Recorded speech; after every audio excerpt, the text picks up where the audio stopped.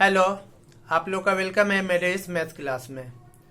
Previous class में मैंने आप लोगों के साथ रेशनल नंबर के पूरे कॉन्सेप्ट को क्लियर किया था कि रेशनल नंबर वाकई में एक्चुअली में रेशनल नंबर क्या है।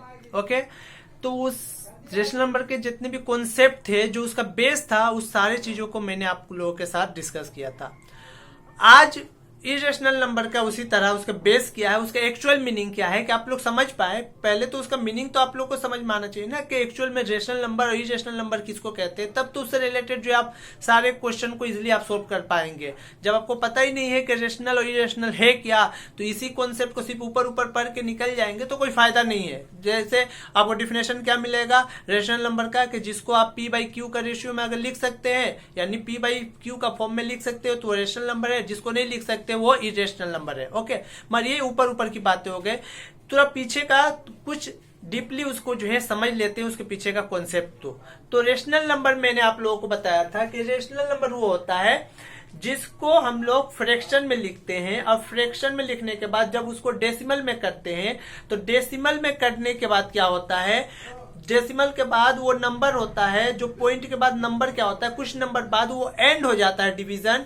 या तो क्या होता है, एक ही नंबर बार बार रिपीट होता है। अगर ऐसा यानी ऐसा फ्रैक्शन जिसको डेसिमल में कन्वर्ट करने के बाद कुछ नंबर बाद या तो एंड हो जाए उसका डिवीजन, या तो एक ही नंबर बार बार रिपीट होते रहे, तो उसको कहते हैं रेशनल नंबर, ऐसा फ्रैक्शन को। ओके, अब बात आता है कि इरेशनल नंबर किसको कहेंगे। तो इरेशनल नंबर उसको कहेंगे कि आपको ऐसा नंबर जिसको आप क्या करेंगे, उसको जब डेसिमल में आप लोग चेंज करेंगे, तो डेसिमल में चेंज करने के बाद आप देखेंगे कि वो नंबर क्या हो रहा है, एंड नहीं हो रहा है, और वो नंबर क्या हो रहा है, ना ही कोई पैटर्न बन रहा है, ना ही एक नंबर बार बार रिपीट हो रहा है। अलग अलग नंबर जो है बार बार अलग अलग नंबर जो है रिपीट नहीं हो रहा है, बल्कि अलग अलग नंबर जो है चलते जा रहा है चलते जा रहा है चलते जा रहा है। ओके, तो देखिए जैसे मैंने यहाँ पर 3 जो है आपको क्वेश्चन लिया है कि रूट टू का, जब रूट 2 एक जो है नंबर है। ओके, तो रूट 2 का जब वैल्यू निकाला गया,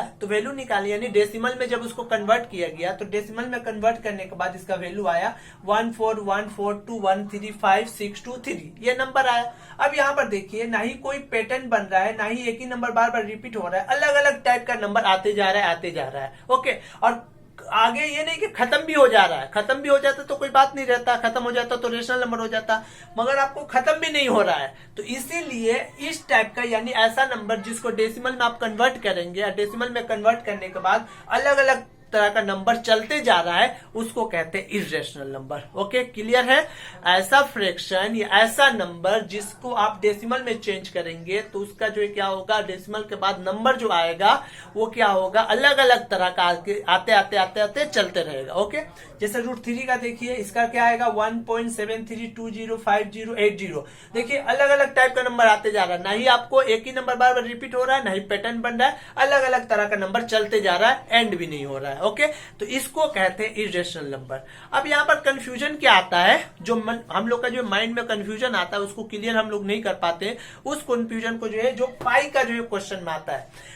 बोला जाता है कि पाई क्या है, आपको रेशनल नंबर है। ओके, पाई जो है क्या है, रेशनल नंबर है। तो पाई का जब वैल्यू निकाला गया, तो पाई का वैल्यू निकाला गया, तो इसका वैल्यू क्या आया 3.1415922653। देख रहे हैं अलग अलग टाइप का नंबर है और चलते ही जा रहा है। ओके, तो अब आपका बात यह आएगा, हम लोग का माइंड में क्वेश्चन ये आएगा कि पाई का वैल्यू हम लोग जो है मेंसुरेशन में 7/22/7 क्यों लेते हैं। सही बात है, जेन्युइन क्वेश्चन आना चाहिए, क्यों होता है। तो देखिए ये जो वैल्यू लिया जाता है, ये अप्रोक्स वैल्यू लिया जाता है, ये एग्जैक्ट वैल्यू नहीं है पाई का, ये एग्जैक्ट वैल्यू नहीं है। ओके, जैसे इसका जो पाई का जो है अप्रोक्स वैल्यू क्या लिया जाता है 3.14, यानी ये 2 डिजिट तक ले लिया जाता है अप्रोक्स, यानी ये सबको हटा के अप्रोक्स वैल्यू ले लिया जाता है कि पाई का अप्रोक्स वैल्यू इतना, यानी तकरीबन। ओके, यानी एग्जैक्ट नहीं है, यानी ये एग्जैक्ट वैल्यू नहीं है, उसी के आसपास ले लिया गया। ओके, तो इसी को जब फिर फ्रैक्शन में कन्वर्ट किया गया तो 22/7 हुआ। ओके, तो ये कंफ्यूजन आप लोग आज क्लियर कर लीजिए मेरे क्लास में कि पाई इरेशनल नंबर है। क्यों इरेशनल नंबर है, क्योंकि उसका जो एग्जैक्ट वैल्यू होता है वो डेसिमल के बाद अलग अलग नंबर चलते ही जाता है, मगर जब उसको अप्रोक्स वैल्यू लेते हैं तो 3.14 होता है, और उसी को जब फ्रैक्शन में कन्वर्ट करते हैं तो 22/7 हो जाता है। तो ये आप लोग के दिमाग में अब क्वेश्चन ये नहीं आना चाहिए कि पाई का वैल्यू 22/7 में लिख पा रहे फ्रैक्शन में, फिर क्यों इरेशनल नंबर है। तो पाई का ये एग्जैक्ट वैल्यू नहीं है, ये अप्रोक्स वैल्यू है। अप्रोक्स मतलब होता है उसके आसपास। ओके, क्लियर है। उम्मीद करता हूं इस कॉन्सेप्ट के, इस रेशनल के पूरे कॉन्सेप्ट को आज आप लोग समझे होंगे इजिली, और पूरे बेस को जो उसका बुनियाद जो है, उसका बेस है, उस चीज को आप लोग को समझ में आया होगा रेशनल और इरेशनल का। तो सिंपल है, अगर आपको ऐसा फ्रैक्शन दिया हुआ है जिसको डिवीजन करने के बाद यानी डेसिमल में कन्वर्ट करने के बाद आपको डिजिट जो आ रहा है, जो नंबर आ रहा है, वह तो एंड हो जा रहा है या तो एक ही नंबर बार बार रिपीट हो रहा है, तो वो फ्रैक्शन रेशनल नंबर है। अगर डिवीजन करने के बाद या उसका डेसिमल में वैल्यू निकालने के बाद पॉइंट के बाद क्या हो रहा है, अलग अलग तरह का डिजिट चलते जा रहा है, चलते जा रहा है, चलते जा रहा है, तो वो क्या है, इरेशनल है। ओके, क्लियर है। चलिए, तो रेशनल और इरेशनल के पूरे कॉन्सेप्ट को मैंने जो है, पूरे बेस को जो है, पूरा उसका ओरिजिन को आप लोग के सामने मैंने रख दिया है। अब इससे रिलेटेड जो क्वेश्चन है उस क्वेश्चन को हम लोग करेंगे। तो पहले हम लोग रेशनल नंबर के क्वेश्चन का करेंगे, उसके बाद इरेशनल नंबर के क्वेश्चन को करेंगे। ओके, तो देखिए रेशनल नंबर को करने से पहले उसका दो प्रॉपर्टी है, उस प्रॉपर्टी को जानना जरूरी है। पहला है एडिटिव प्रॉपर्टी, एडिटिव इनवर्स,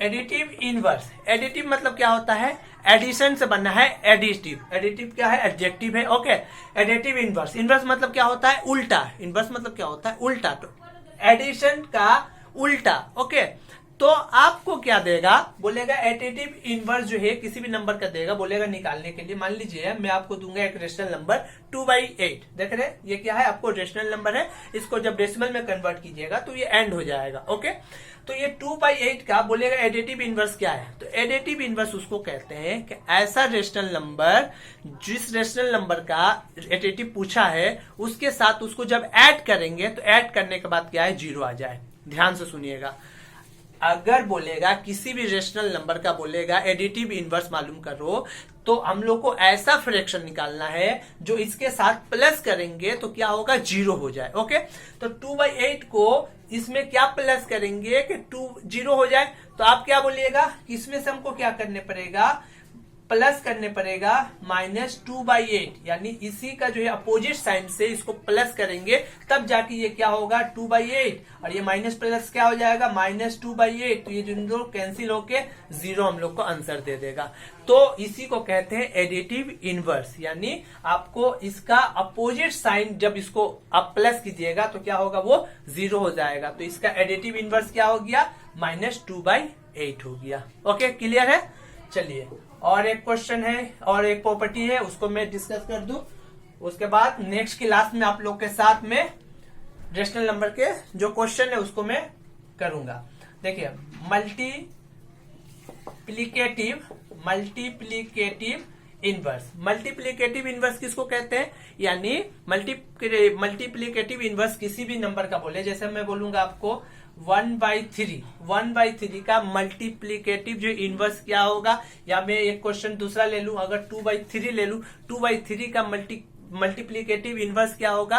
तो इसका बोलने का मतलब है कि इसका साथ कुछ ऐसा नंबर को आपको निकालना है जो उसको मल्टीप्लाई करे इसके साथ, तो आपको क्या दे दे, 1 दे दे, यानी मल्टीप्लाई करने के बाद आपको 1 दे दे। एडिटिव इनवर्स में क्या दे, 0 दे, और मल्टीप्लीकेटिव इनवर्स में आपको क्या देगा, 1 देगा। तो इसके साथ क्या मल्टीप्लाई करेंगे, तो इसका उल्टा से ही मल्टीप्लाई करेंगे तो क्या होगा, ये 1 दे देगा। तो क्या होगा, 3/2 से मल्टीप्लाई करेंगे तो ये क्या दे देगा, हम लोग को 1 दे देगा। तो इसका मल्टीप्लीकेटिव इनवर्स क्या हो गया, 3/2 हो गया। ओके, क्लियर है।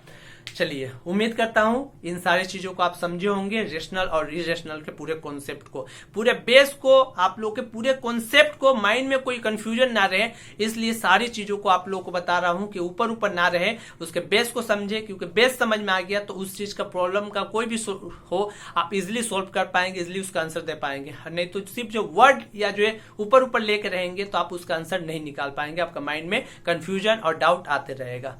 Okay, thank you so much for watching.